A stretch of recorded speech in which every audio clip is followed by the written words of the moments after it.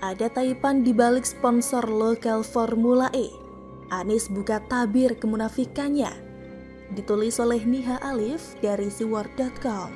Sudah banyak yang masuk, sudah banyak semua dari perusahaan swasta nasional. Dan kalau kita lihat nanti ada sponsor dari global juga yang memang dibawa oleh FIO ya kemana-mana. Tapi ada juga sponsor lokal.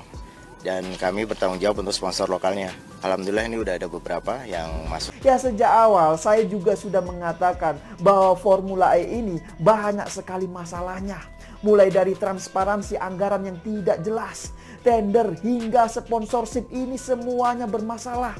Ya, coba saja perhatikan ya, ketika kemarin belum ada. Ini berbeda dengan proyek reklamasi yang sudah dihentikan itu. Itu bukan proyek untuk melindungi warga Jakarta dari bencana apapun. Di sana ada pihak swasta berencana membuat kawasan komersial, membutuhkan lahan, lalu membuat daratan, membuat reklamasi. Jadi di situ bahkan ada unsur menerabas ketentuan lingkungan hidup, ada unsur hilangnya hajat hidup para nelayan. Mereka sedang memanen kemunafikan di antara mereka sendiri. Antara Anies Baswedan dengan kelompok 212 yang dimotori oleh Novel Bakmumin. Sama-sama munafik. Entah kenapa sesuatu yang dimulai dengan keburukan hasilnya selalu tidak jauh dari kata buruk. Kita semua tahu kalau naiknya Anies sebagai DKI 1 berawal dari isu penistaan agama hingga jualan ayat dan mayat. Tidak hanya itu, bumbu aksi reklamasi, anti korupsi dan juga anti perusahaan miras pun mewarnai kampanye Anies dulu. Tapi setelah menjabat, rupanya Anies malah termakan janjinya sendiri, termasuk pro pengembang reklamasi dan sebagainya. Kini ajang Formula E semakin menyibak tabir kemunafikannya. Sebelumnya ramai diberitakan jika salah satu sponsor resmi Formula E berasal dari perusahaan miras internasional. Memang soal ini Pemprov DKI bisa berkilah jika mereka tidak bisa mengatur sponsor resmi di tingkat global. Tapi jika sponsor lokal berasal dari salah satu pengembang reklamasi yang pada dasarnya harus jadi musuh Anies, masihkah mereka bisa berkilah?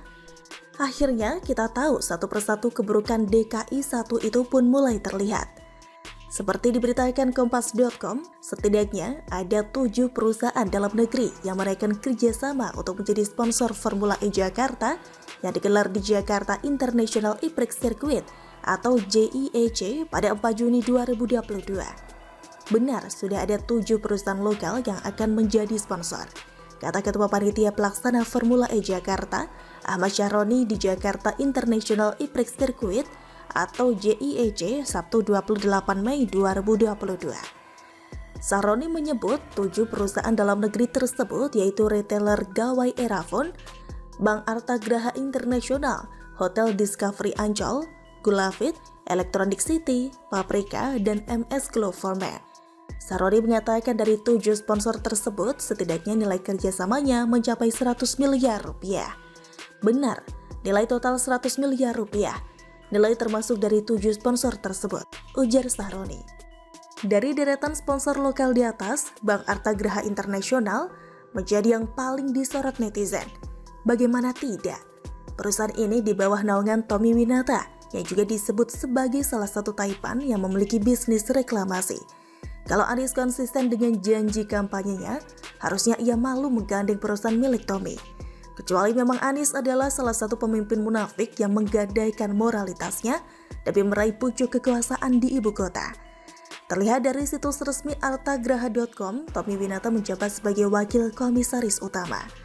Usut punya usut, telah ada kedekatan yang terjalin antara Anies dan taipan tersebut menjelang kampanye Pilkada DKI.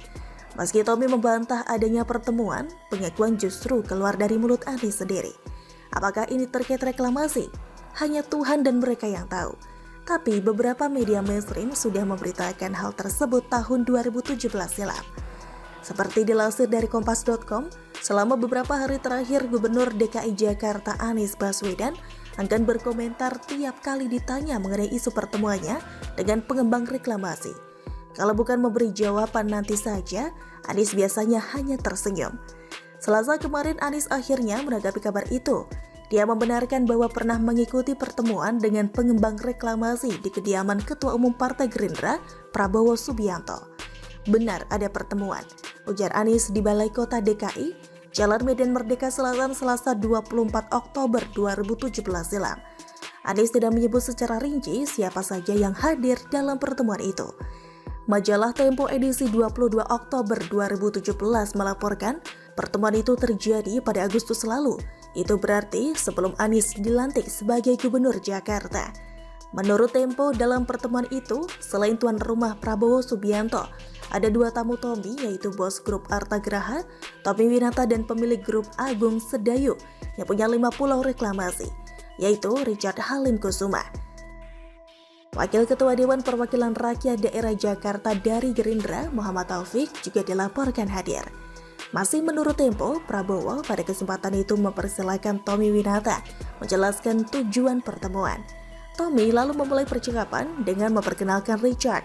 Richard merupakan putra Sugianto Kusuma alias Aguan, bos grup Agung Sedayu. Agung Sedayu merupakan induk PT Kapuk Naga Indah, pemegang izin Pulau A, B, C, D, dan E. Anies semalam mengatakan, saat pertemuan itu dia hanya mendengar para pengembang memaparkan isu-isu reklamasi. Dia mengaku hanya mendengarkan saja tanpa berkomentar. Dia juga menegaskan tidak ada kesepakatan apapun yang diambil antara dia dan pengembang. Malah kami tidak mau menjawab apa-apa. Saya datang ke situ, mereka menjelaskan, ya saya dengerin saja, kata Anies. Dari berita tersebut bisa dipastikan kalau perusahaan Tommy muncul sebagai sponsor Formula E bukan tanpa sebab. Bisa jadi sudah ada kesepakatan di belakang layar untuk menggolkan proyek reklamasi. Artinya Anies memang totalitas menunjukkan kemunafikannya dalam segala hal.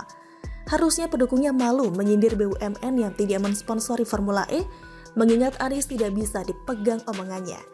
Bisa jadi kalau BUMN terlibat, malah dengan sombong dia menyebut kalau ajang ini mendapat dukungan penuh dari pusat. Akhirnya kita belajar kalau sesuatu yang diawali dengan niatan buruk seperti Pilkada DKI, nantinya akan menelurkan program-program buruk. Semenjak Anies menjabat, banyak sekali kekacauan yang ditimbulkannya. Aneh saja kalau masih ada parpol yang mau mengusungnya meski memiliki elektabilitas tinggi. Sejatinya mereka yang mendukung kemunafikannya adalah mereka yang juga tidak menyukai kemajuan yang dibawa bangsa ini. Begitulah kura-kura.